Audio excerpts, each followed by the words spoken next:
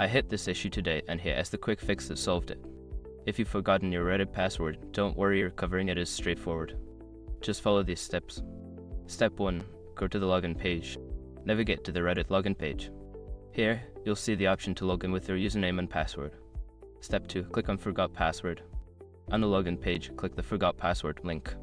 This will take you to the password recovery process. Step 3. Enter your username or email.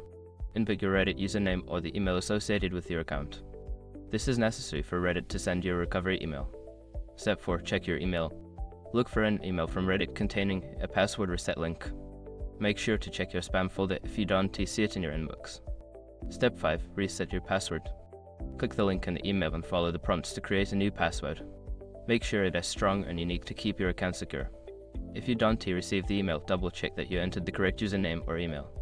It can be easy to mix up accounts. I hope this helps you get back into your Reddit account quickly. Happy browsing!